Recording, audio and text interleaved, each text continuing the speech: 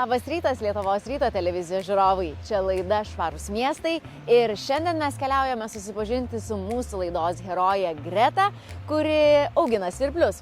Kaip atrodo svirplių ferma ir kaip kilo ši idėja, netrukus sužinosime. Tad dėmesio į ekranus. Greta, kartu su vyru įkūrėte svirplių fermą. Papasakokit, kada įkūrėt ir kaip iš vis kilo tokia idėja? Mūsų meilė svirpliams, tai jinai trunka jau 5 metus. Viskas prasidėjo nuo mažos žinutės viešoje erdvėje, radau straipsnį, kad ateities maistas, vabzdžiai, jie po truputį užkariauja pasaulį.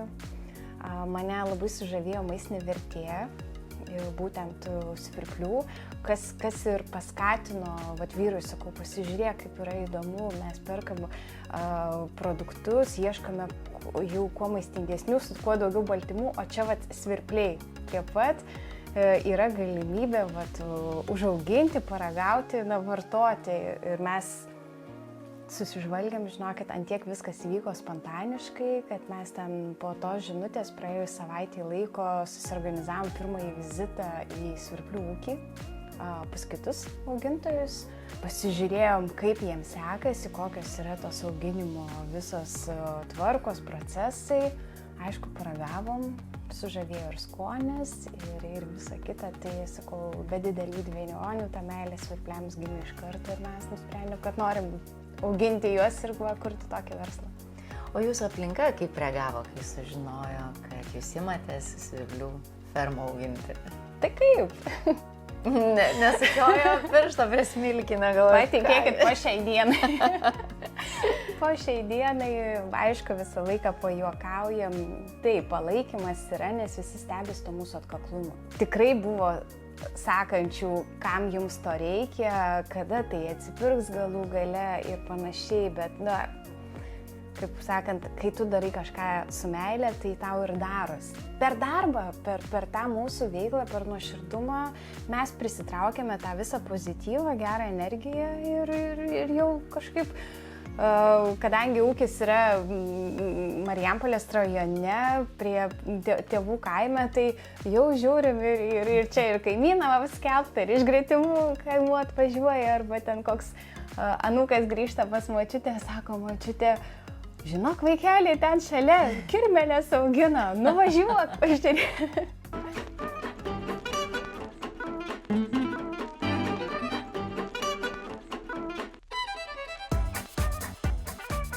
Būtent šitoje virtuvėje vyksta mūsų pagrindiniai svirplių apdirbimo, paruošimo procesai. Iš tikrųjų labai kviečiu paragauti. Aha, o dabar kuo čia skiriasi? Nes čia tokie kaip kirminiukai yra, net nežinau kaip čia įvardinti. Taip, pirmiausia, aš gal pradėsiu nuo svirplių. Gerai, kaip tai čia svirpliai. Taip, o tos kojos ir sparnai, kas lieka, visą tai mes čia yra kojos sumalam. Kas liko iš kojų sparnų? Mes sumalam ir čia gaunam pagrindinę baltymų bazę. 75 gramai baltymų, 6,5 gramų skaidulinių medžiagų. Tai ta prasme tikrai naudingas natūralus maisto produktas, kurį galima naudoti savo gaminamuose patiekaluose, virtuvėje, ten, kur patogu. Į kokteilius, į jogurtus maišyti, į troškinius ar su ta pačia malta mėsa, tai žinokit, ko puikiausiai tinka. Šiaip tai jeigu būtų mano užrištos akys ir jūs man į burną įdėtumėt svirpliuką, aš nesuprasčiau, kad valgau svirplį. Gerai, degustuojam toliau svirplius. Kas čia? O čia jau dabar yra ne svirpliai, kirmeliukai. Aš sakau, svirplių draugai. Ir šie vabzdžiai iš lervų užauga vabzdžiai. Mes juos įsitraukėme į savo asortimentą, kadangi pamatėme didžiulį susidomėjimą. Mūsų vartotojai elektroninių parduotuvių kaip taisyklė perka ne tik svirplį, bet visą laiką užsisako į krepšelį, formuoja būtent užkandžius iš milčiaus lervų. Tai iš esmės tai irgi toks pat baltymais turtingas produktas. O čia visai nepanašu nei į lervą, nei į svirplį. Kam visgi yra nedrąsu, tai mes siūlome pradėti nuo sprendimų, kuriuose nesimato to vabzdžio. Tai šioje atveju yra traškučiai.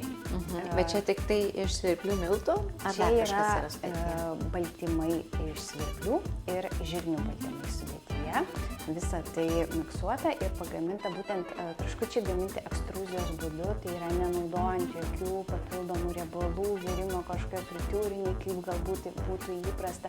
Čia toks visiškai nekaltas užkandis su daug baltymų, daug skaidulinių medžiagų, kurį tą vakarą gali kramsnoti ar gardinti trintas sriubas rudens šaltuoju to sezono ir panašiai. Taip, čia visai nepasakytum, kad valgai svirplio kojytę ir kas miltuose yra? Sparneliai. Ir sparneliai smalti.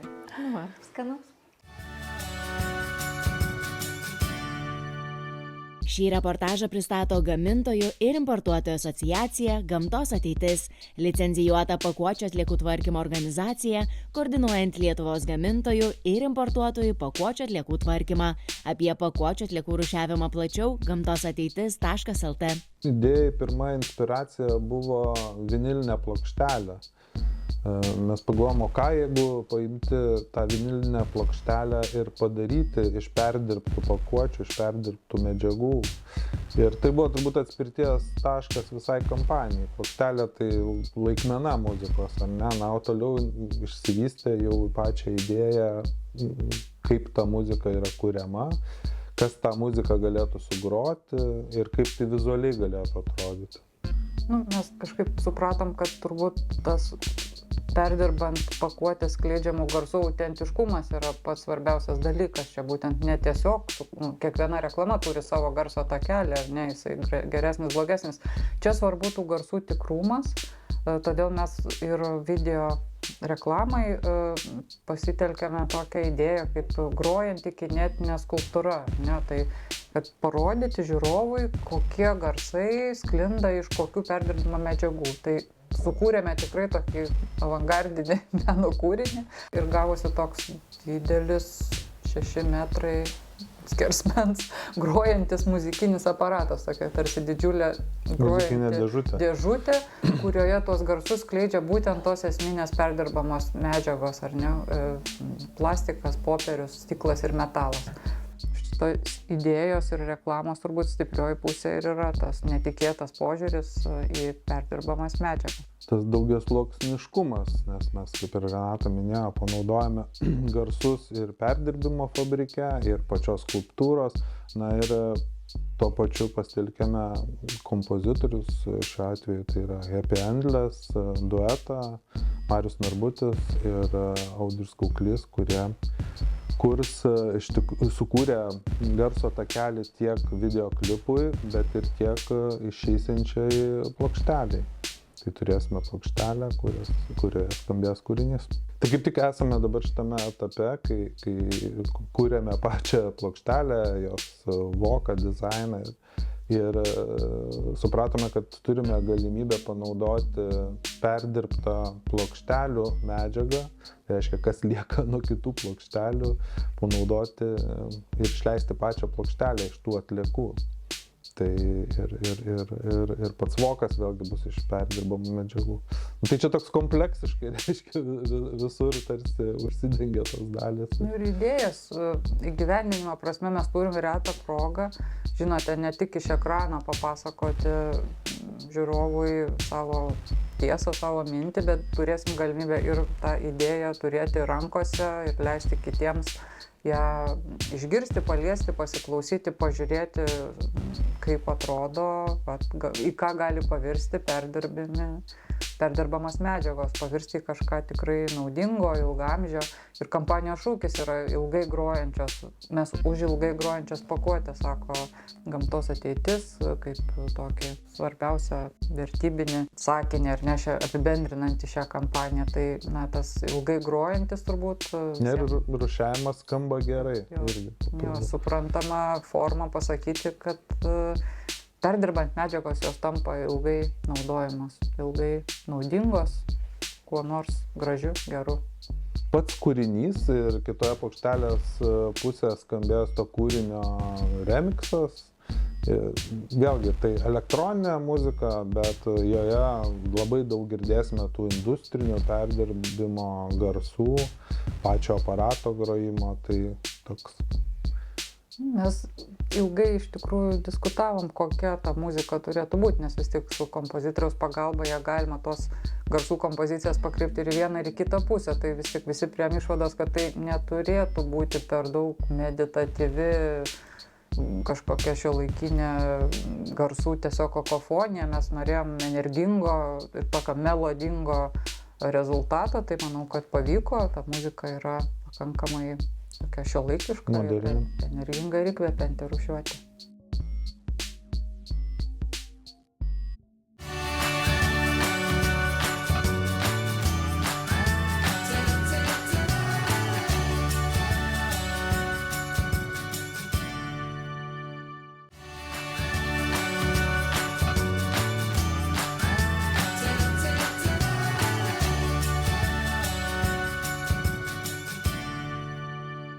Sveiki sugrįžę, mes tęsime laidą Švarūs miestai.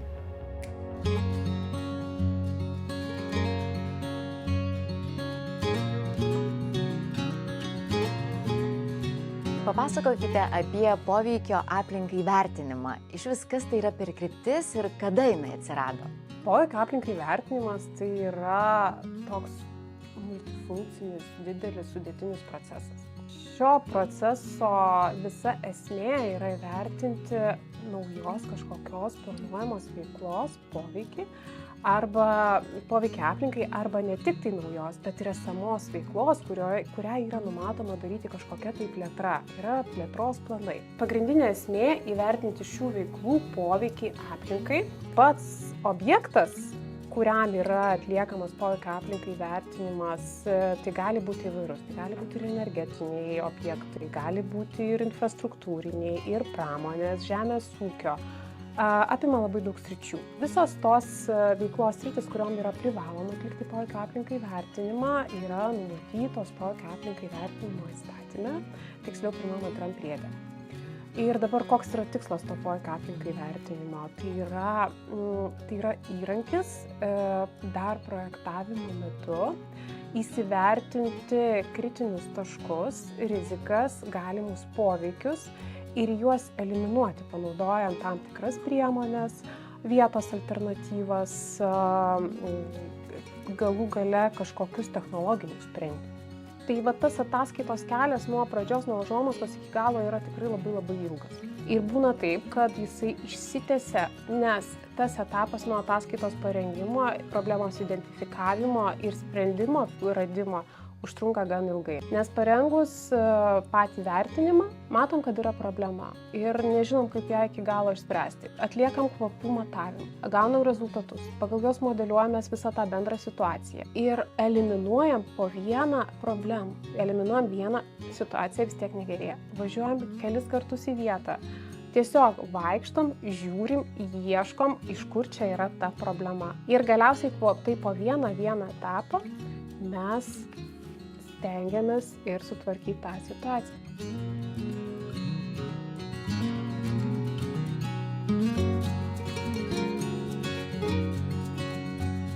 Kaip poveikio aplinkai vertinimas gali padėti pasiekti geresnių rezultatų? Tai turbūt pradžia reikėtų vis tiek vietos analizė. Mes prašom pateikti tą vietą ir maždaug papasakoti apie savo veiklą, ką jūs toje tam tikroje vietoje planuojate. Ir analizuojam tą situaciją. tą situaciją analizuojant, tą kartą jau remiantis patirtimi, ne pirmi metai dirbame, galime pasakyti, kad ši veikla nėra tinkama šiai vietai. Įvairios saugomos teritorijos ar tik gyventojai esantys. Antras būdas tai yra, matom, kad veikla galbūt būtų tinkama, bet reikėtų pasidaryti alternatyvos tos veiklos. Kad būtų technologinės alternatyvos, minimalios vietos alternatyvos gali būti ir tam pačiame sklype ir apimčių veiklos alternatyvos. Tam tikras kiekis pagaminamas kažkokios produkcijos ir panašiai. Vienas iš gyvų pavyzdžių, tai matome per langą, yra viadukas su žiedinė sankryža. Iš pradžių projektuotojai pateikė tokį kaip ir popierinį variantą. Žiūrėkit, čia bus keliai, bus išmiškinama, pakeičiama miško žemės teritorija ir sunaikinama dalis miško. Mes tą projektą analizavom, atlikom vertinimą ir paskui kažkaip pasirodė tas miško dalies praradimas neteisingas aplinkos atžvilgių. Ir su projektuotojais kartu ieškojom bendro tokio sprendimo, kompromiso, ką būtų galima pagerinti, kad kompensuoti kiek galima daugiau tą poveikį. Viena iš priemonių, matote, viduje, žemiau viaduko yra dabar apsodinta eglaitėmis, pušaitėmis, gluosniais apsodinta teritorija.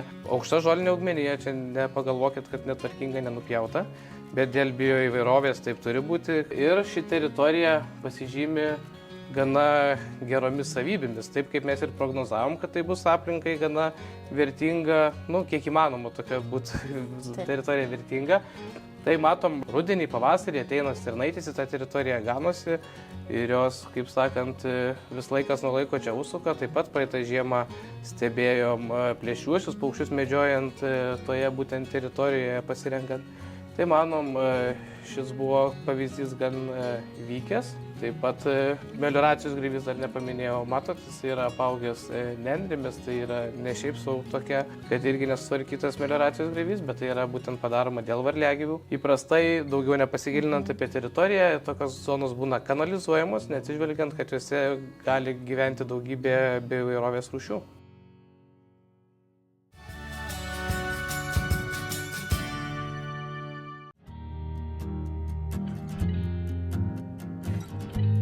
Papasakokite, kaip Kėdainių mieste ir Kėdainių apylinkėse užtikrinat, kad vanduo būtų ne tik švarus, bet ir saugus? Kėdainių rajone mes turime 53 vandenvietės. Viena didžiausių yra, stipriai didžiausia yra čia Kėdainiuose. Mes čia kaip tik tai randamės patalpose, kur vyksta geriamo vandens paruošimo procedūra. Ir iš 6 dabar veikiančių gręžinių pakeliamas vanduo į šią patalpą, į šitą cechą. Čia filtruose ir gerinime hipochlorido. Ten už tų filtrų jis yra ruošiamas, jis atitinka normos reikalavimas HN24, tada vanduo papuola per šitą vamzdyną į talpas didžiulės, iš kurių jau yra tiekiamas į miestą ir į 5 greta miesto esančios kaimus miestelius. Taip, kad vanduo netitiktų normos reikalavimų, taip nebūna, nes mes tą nuolatos tikrinam. Nuolatos tikrina ir mus veterinarijos tarnyba, mūsų tikrinimo planai yra suderinti su veterinarijos tarnyba ir ta kontrolė vyksta nuolatos. Čia mes turim pernai įsirengę gamybos agregatą, iš kurio darom hipochloridą, naudojama vandens paruošimui, o jis yra gaminamas iš valgomos druskos, čia matosi ruošiniai, ir jo pasigaminam tiek, kiek reikia, jis visada yra šviežias, tiek, kiek reikia. Ir čia turime dar 2 talpas, jeigu mums reikia kažkokius rajone, ten vamzdynus dezinfekuoti ar naują vamzdyną po remontą, mes iš čia jį pasigaminam, vežamės į rajoną.